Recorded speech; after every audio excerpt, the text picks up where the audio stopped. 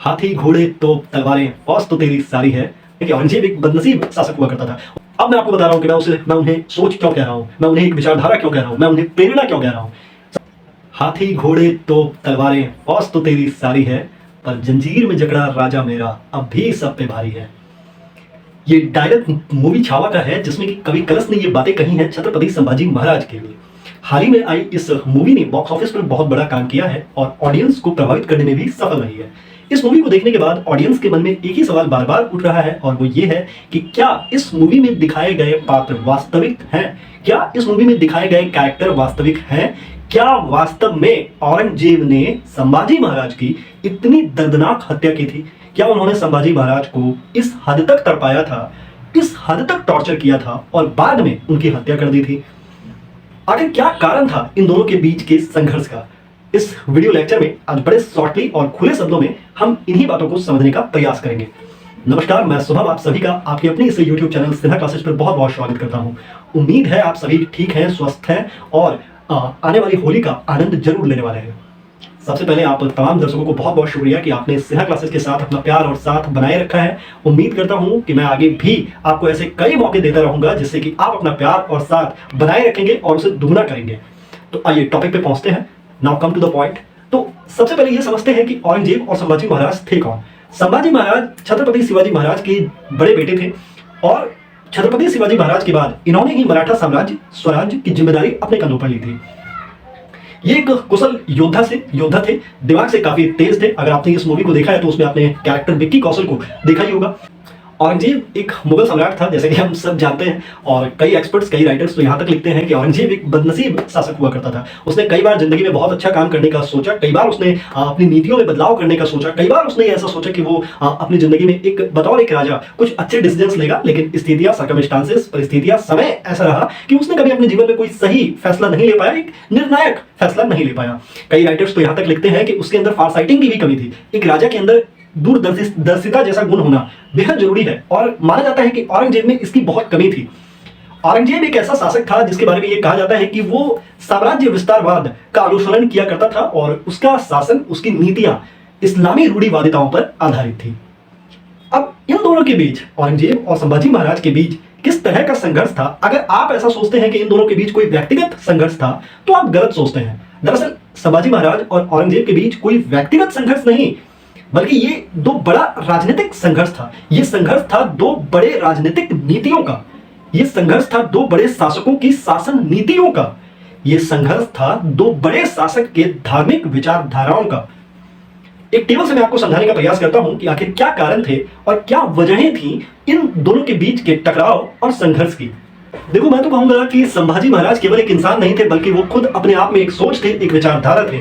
वो एक प्रेरणा थे जिन्होंने की बाद में मराठा साम्राज्य को और अधिक मजबूत करने का भी कार्य किया।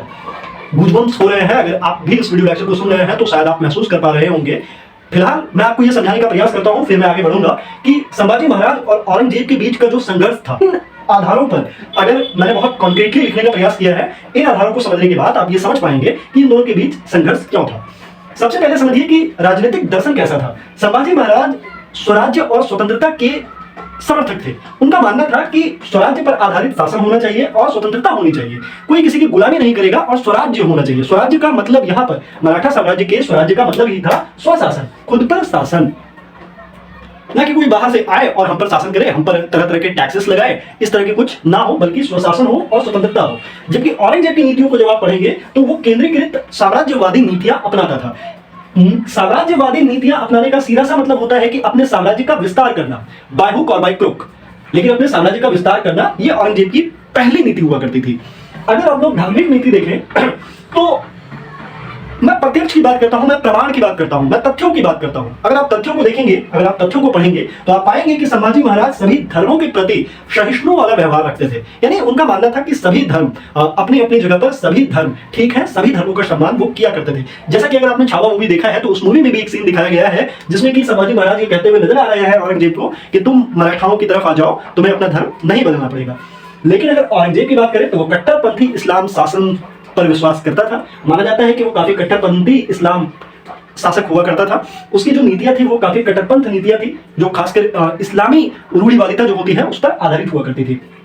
स्मरण रहे कि वीडियो बनाने का उद्देश्य केवल और केवल जानकारी देना और जानकारियां साझा करना है। किसी भी इंसान के, किसी भी व्यक्ति के दिल को ठेस पहुंचाना मेरा कभी उद्देश्य हो ही नहीं सकता। तो संभाजी महाराज की जो सैन्य रणनीति थी वो गोरिल्ला वॉर टेक्निक पर आधारित थी, छापामार युद्ध नीति अपनाया करते थे। और औरंगजेब की अगर देखें तो वो पारंपरिक ट्रेडिशनल जो घेराबंदी वाला जो एक तरीका होता था युद्ध का, कि यहाँ पे अगर कोई उसका शत्रु छिपा हुआ है तो उसे चारों बगल से घेर लो, उसके पास जाने के लिए कोई रास्ता नहीं होना चाहिए, और फिर लड़ाई वो करता था। तो घेराबंदी वाली टेक्निक जो थी वो औरंगजेब की थी। प्रशासनिक नीति की अगर हम बात कर लें तो संभाजी महाराज स्थानीय प्रशासन, लोकल जो एडमिनिस्ट्रेशन होता है उसके समर्थक थे। वो चाहते थे कि स्थानीय प्रशासन काम करे। और औरंगजेब की अगर बात करें तो वो शक्तियों का केंद्रीकरण शुरू से ही चाहता था। कई इतिहास की पुस्तकों में, कई जो हिस्ट्री राइटर्स हैं उनके बुक जब आप पढ़ेंगे, औरंगजेब को पढ़ेंगे, तो आप पाएंगे कि उसकी जो नीतियां थी वो केंद्रीकरण पर आधारित थी। वो सेंट्रलाइजेशन ऑफ पावर को पसंद करता था। तो ये बड़ा कारण बना उन दोनों के बीच संघर्ष का। स्वराज्य एक सोच था, स्वराज्य एक विचारधारा थी, और उसी को लेकर संभाजी महाराज पूरे जीवन आगे बढ़े। अंततः उनकी मृत्यु हो गई, औरंगजेब ने हत्या करवा दी उनकी, लेकिन फिर भी वो अंतिम सांस तक स्वराज्य के लिए ही लड़ते रहे। और इसलिए मैं कहूंगा, इसलिए मैं आगे आपको ये बताऊंगा कि कैसे संभाजी महाराज की मृत्यु ने एक और बड़ी प्रेरणा का काम किया मराठाओं के लिए। वो प्रेरणा स्रोत बने मराठाओं के लिए। औरंगजेब के बाद मुगल साम्राज्य का पतन तो हो ही गया, ऑलमोस्ट मुगल साम्राज्य, मुगल जो एम्पायर था वो कोलैप्स कर ही गया, लेकिन मराठाओं की शक्ति दिन प्रतिदिन बढ़ती चली गई। तो अगर दो बड़े शासकों की विचारधाराओं के बीच इतना संघर्ष और इतना फर्क होगा तो उनके बीच टकराव होना, उनके बीच युद्ध होना लाजमी है। ईयर 1681 में, ध्यान रखिएगा कि ईयर 1681 में औरंगजेब ने दक्षिण भारत अभियान चलाया, और इस अभियान को ही मराठा मुगल युद्ध के नाम से जाना जाता है। यह भी ध्यान रखिएगा। और इस युद्ध में पूरी तरह से मराठा साम्राज्य और स्वराज्य और इस युद्ध की जिम्मेदारी अपने कंधों पर ली संभाजी महाराज ने। संभाजी महाराज को पता था कि एक बहुत बड़ी सेना है और उसका सामना करना है, लेकिन संभाजी महाराज पीछे नहीं हटे। वो स्वराज्य पर लगातार बने रहे।